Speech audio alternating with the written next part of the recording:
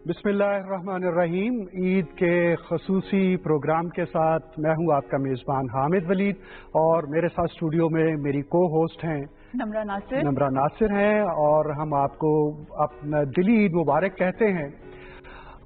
अगरचे मुनीर नियाजी ने जैसे कहा था कि एक और दरिया का सामना था मुनीर मुझको, मैं एक दरिया के पार उतरा तो मैंने देखा। तो ये सूरत हाल इस वक्त पूरी कौम की है कि जो पहले कोरोना वायरस की जो वबा है उससे निमट रही थी और लॉकडाउन की वजह से मुआशी सरगर्मियां मुअत्तल थीं। वज़ीर आज़म पाकिस्तान इमरान खान तसलसल से कह रहे थे कि वो जो डेली वेजेस हैं, जिनकी रोज़ की रोज़ रोज़गार होती है, उनके हवाले से उन्हें बहुत ज़्यादा एहसास है और एहसास कफ़ालत प्रोग्राम के तहत एक बड़ा लार्ज स्केल का प्रोग्राम चलाया जा रहा था और ख्याल था कि ईद के रोज़ हमें सिर्फ कोरोना के हवाले से मोहतात रहना पड़ेगा। लेकिन इस दौरान ईद से 2 दिन पेशतर जो कराची के अंदर सानहा हुआ है उस पर नासिर काज़मी याद आते हैं कि हमारे घर की दीवारों पे नासिर उदासी बाल खोले सो रही है और बिलाशुबा इस वक्त हम सब के दिल गमगीन भी हैं और ये जो ईद पुरुम्मीद है जिसका टाइटल पाकिस्तान टेलीविजन ने रखा है, ये ईद सब्र भी है, ये ईद इस्तकामत भी है और ईद आज़म भी है।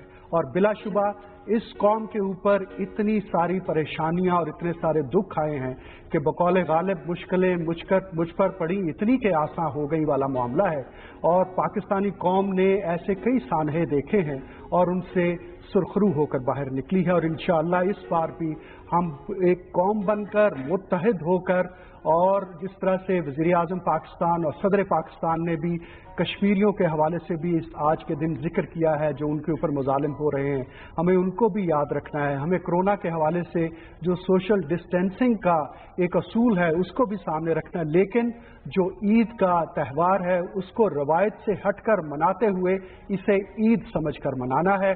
यही जिंदा कौमों की निशानी होती है। बिल्कुल हामिद साहब, बहुत शुक्रिया और अस्सलाम वालेकुम सबको।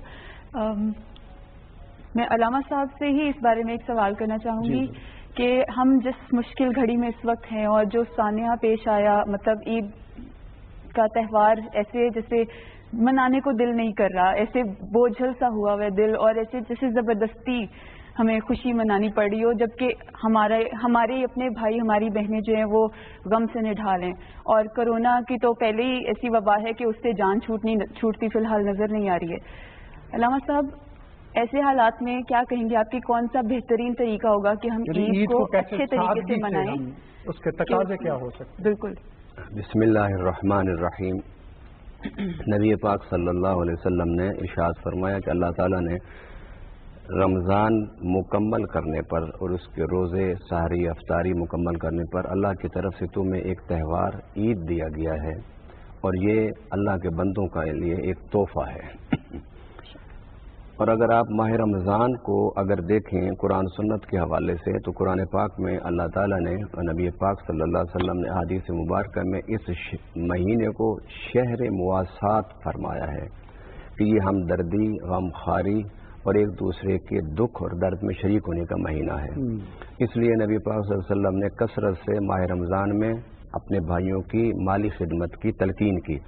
हज़रत अब्दुल्लाह इब्न अब्बास फरमाते हैं हज़ूर सल्लल्लाहु अलैहि वसल्लम माह रमज़ान में तिलावत, इबादत, रियाजत के साथ साथ जो सबसे ज़्यादा आप काम करते थे वो लोगों में माल बांटा करते थे और रमज़ान के इख्तिताम पर फरमाया कि मस्जिद से निकलकर ईदगाहों की तरफ जाने से पहले, घरों से निकलकर ईदगाहों की तरफ जाने से पहले फितराना अदा करो ताकि तुम्हारे वो भाई कि जो हैसियत नहीं रखते, माली तौर पर इतने मजबूत नहीं हैं, वो भी तुम्हारे साथ ईद की खुशियों में शरीक हो सकें। और एक ईद जो नबी पाक सल्लल्लाहु अलैहि वसल्लम ने सन 2 हिजरी में, पहली ईद सन 2 हिजरी में हुई थी, उससे पहले ग़ज़वा बदर माह रमज़ान में हुआ था। तो जिस तरह आपने बताया कि पाकिस्तान में एक बड़ा सानहा कराची में हुआ कि 100 के करीब लोग शहीद हो गए, तो पूरी पाकिस्तानी फिजा सोगवार है और फिर कोरोना की वजह से तो पूरा पाकिस्तान बिलखुसूस और फिर पूरी दुनिया बिलुमूम मुतासिर है। इसी तरह हजूर सल्लल्लाहु अलैहि वसल्लम ने जो पहली ईद मनाई थी उससे पहले ग़ज़वा बदर हुआ था 17 को। जब हजूर सल्लल्लाहु अलैहि वसल्लम ग़ज़वा बदर करके वापस पहुंचे थे तो उसके चंद दिनों के बाद ही ईद उल फितर थी اور عید الفطر منائی. اور حضور صلی اللہ علیہ وسلم نے وہ عید کیسے منائی اس کی ایک جھلک میں آپ کے سامنے رکھ دیتا ہوں.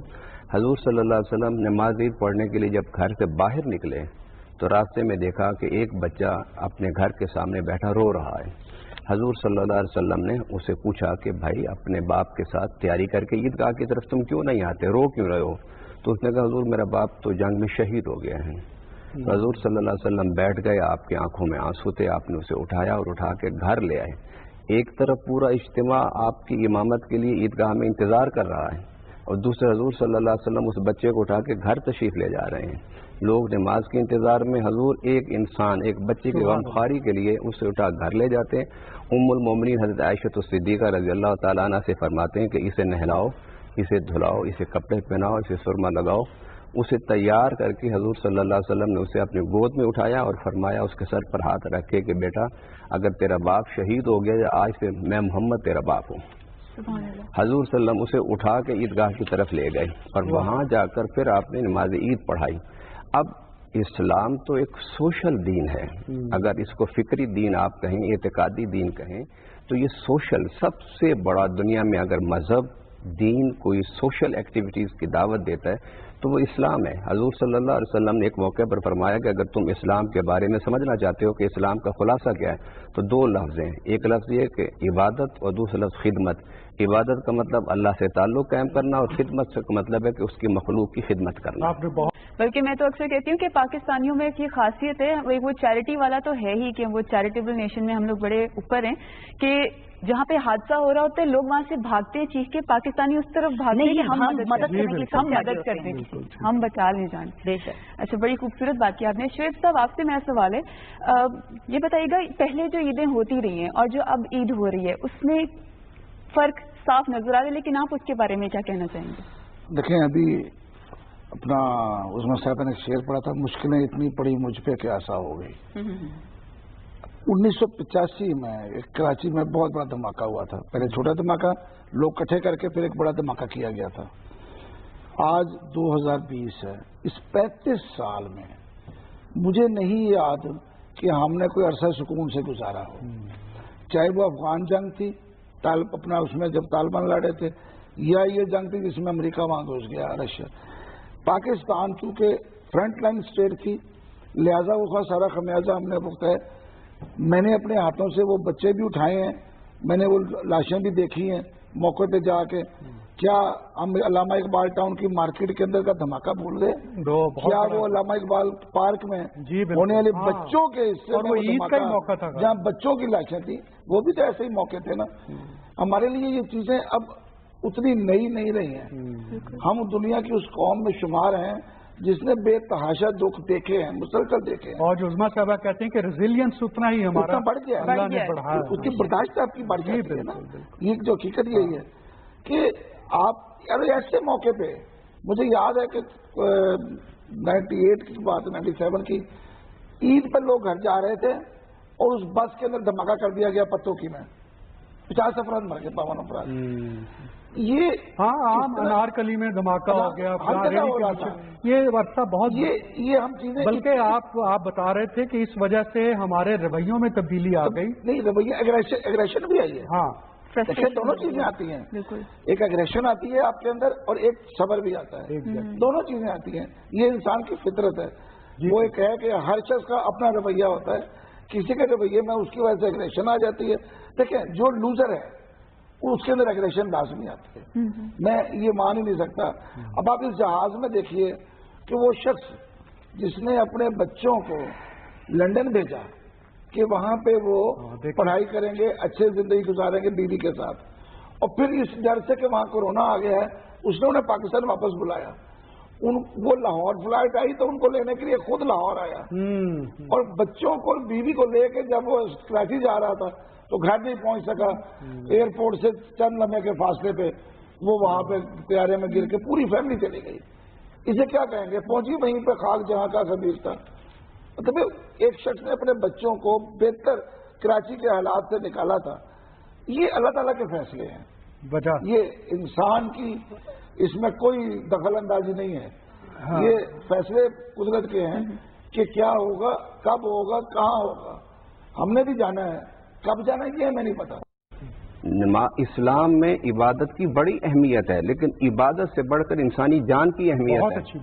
حضور صلی اللہ علیہ وسلم نے فرمایا، فقہا نے فرمایا کہ اگر آپ نماز پڑھ رہے ہیں تو نماز پڑھتے ہوئے سامنے آپ کے کوئی موذی جانور آ جاتا ہے، شیر آ جاتا ہے، سانپ آ جاتا ہے، بچھو آ جاتا ہے، اللہ یہ نہیں کہتا کہ تو نماز پڑھتے جان جاتی ہے نہیں یا رہتی ہے، فرمایا پہلے نماز توڑ کے اس موذی جانور کو مارو، اس کے بعد پھر نماز پڑھو۔ آپ نے بڑی خوبصورت بات کی اور لوگوں کو بڑا امپورٹنٹ میسج دیا ہے کہ مصلحت پہلے دیکھی جائے، اور دین میں بھی مصلحت کا بار بار اسی لیے ذکر کیا گیا کہ انسانی جان کتنی قیمتی ہے۔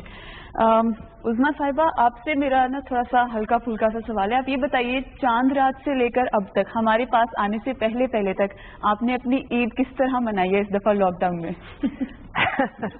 پہلے تو ہم بہت محظوظ ہوئے جی، آپ کی جو سائنس اور مذہب کی جو تکرار اور ہلکی پھلکی موسیقی چل رہی تھی، کبھی بال اس طرف اور کبھی بال اس طرف، تو سوشل میڈیا میں بڑی انٹرسٹنگ قسم کی اس میں وہ آپ کو بہت تو لیکن یہ ہے کہ آئندہ سے کہ اگر ایک اور روزہ رکھنا پڑ جاتا تو بہت بھاری لگنا تھا، یہ اس قوم نے بڑی مشکل سے سہارنا تھا اس کو۔ تو آپ نے مجھ سے جو سوال کیا ہے کہ ہماری جو ایک نارمل عید ہوتی تھی اس میں تو ہمیشہ ہم لوگ اپنے بچوں کو لے کے جاتے تھے اور مہندی اور چوڑیاں اور وہ سارا قصہ آپ کو پتہ ہے وہ چلتا تھا، لیکن کل اسٹے ہوم اسٹے سیف والی ہم نے چاند رات گزاری ہے۔ پہلے تو انتظار کرتے رہے پتہ چلے تراویاں پڑھنی ہے نہیں پڑھنی، بہرحال خدا کر کے جب پتہ پڑھی ہے لوگوں نے کہا خدا کر کے پھر اس کے بعد سیویوں کا سلسلہ شروع ہوا، اور ہمارے ہم چونکہ ماڈل ٹاؤن میں رہتے ہیں، میں اور میرے میاں بڑی باقاعدگی سے جاتے تھے عید کی نماز کے لیے، وہاں پہ ان کے ماڈل ٹاؤن پارک میں ہوتی تھی، لیکن اس دفعہ انہوں نے بینر لگا دیا 50 سال سے اوپر لوگ جو ہیں وہ گھر پہ عید کی نماز پڑھیں، تو وہاں سے بھی فارغ ہو گئے۔ تو بس پھر صبح اٹھے، بچے جو تھے وہ انہوں نے اپنا پلان بنایا ہوا تھا کس طرح ہم نے عیدیاں بٹورنی ہیں، اور اس کے علاوہ بچوں کے علاوہ آپ کو پتہ ہے گھر کا جو سٹاف ہوتا ہے وہ ان سب کی نظریں بھی اسی پہ بلکہ میرے جو 2-3 ایسے ہیں جو کہ کرسچن کمیونٹی سے تعلق رکھتے ہیں وہ بھی آ کے لائن تہوار گزر چکا ہے، نہیں جی نہیں جی باجی یہ، تو پھر وہ آپ کو پتہ ہے کہ ان کا بھی حق بنتا ہے، اور ان کے لیے میں نے فرینکلی اسپیکنگ میں نے بالکل اپنا کوئی نہ کپڑے خریدے نہ جوتے کچھ نہیں خریدا، لیکن اپنے جو ہمارے جو گھر میں کام کرنے ان سب کے لیے جوڑے عید کے تو لازم تھے، کیونکہ آپ کو پتہ ہے یہ بھی ایک بہت امپورٹنٹ اسلام میں ہے کہ آپ نے جو لوگوں کا اپنے ساتھ جو خدمت آپ کے کریں ان کا خیال رکھنا ہے۔ تو اس کے بعد میں آپ کے پاس حاضر ہو گئی ہوں ماشاءاللہ، اور آپ سے جاننا تو بہت ضروری ہے، ماشاءاللہ لگتا ہے آپ نے عید کا جوڑا بھی پہنا ہوا ہے۔ بلکہ میں تم سے کہنے لگی تھی کہ نئے کپڑے بدل کر جاؤں کہاں اور بال بناؤں کس کے لیے، یہ پچھلے 2 مہینے سے گنگنا رہے ہیں، تو یہ عید پہ تو اسپیشلی ہو گیا۔ آپ بتائیے اس میں آپ کی کیا رائے ہے؟ مجھے تو امید ہی نہیں تھی، میں تو رات سو گئی ہوں اور مجھے کالیں آ رہی ہیں بار بار میں کہہ رہی ہوں آپ کیوں کال کر رہے ہیں 10 بجے کے بعد، عید تو ہونی نہیں ہے، تو پتہ چلا جی عید ہو گئی ہے کل ہے، میں نے کہا ٹھہرے بریکنگ نیوز سن کے کہ بھی آپ ایک سڈنلی ایک بڑی مشکل سے عید کروائی ہے، ہاں یہ باقی مشکل سے کروائی بڑی امپورٹنٹ کمال ہے اس کا مطلب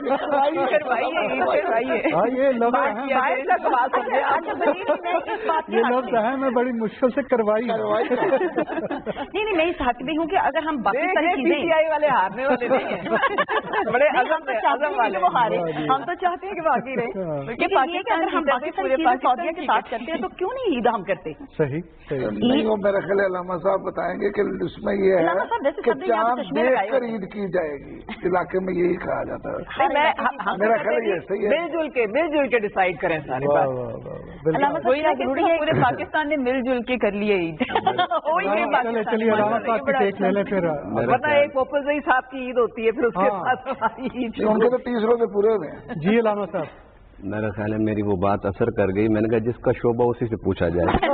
इसमें कहने अलामा साहब। एनी साहिबा, आपसे मेरा सवाल है, शोबिस से आपका ताल्लुक है, बड़े अरसे से माशाल्लाह आपने काफी अचीवमेंट से आपके। इनसे कोई गाना भी सुन लें प्लीज। वो तो हमने डेफिनेटली, उसके बगैर तो मैंने जाने नहीं देना। हम तो इनको तैयार करें मैडम, आप कर लें बस जल्दी से। मॉरल और एक स्पिरिट बंदे की हाई होती है। हमारी पूरी कौम इस वक्त जो है वो इतनी मुश्किल हालात। ये सबसे अच्छी बात है कि जो पॉलिटिशियंस है ना आजकल वो हमारा साथ दे रहे हैं। ये सबसे ये तो एक कौम के तौर पर बिल्कुल, और कौम को हिम्मत दिलानी है। और इनको देख के लगता ही नहीं कि ये कोई अलहदा बिल्कुल हाँ मखलूक है, हम में से लगते हैं। ये जो इस वक्त लॉट ये हमें इमरान खान ने सिखाया। अगर तुम कौम की खिदमत के जज्बे से निकलोगे तो अल्लाह आपको इतनी इज्जत देगा कि आपकी सोच भी नहीं है।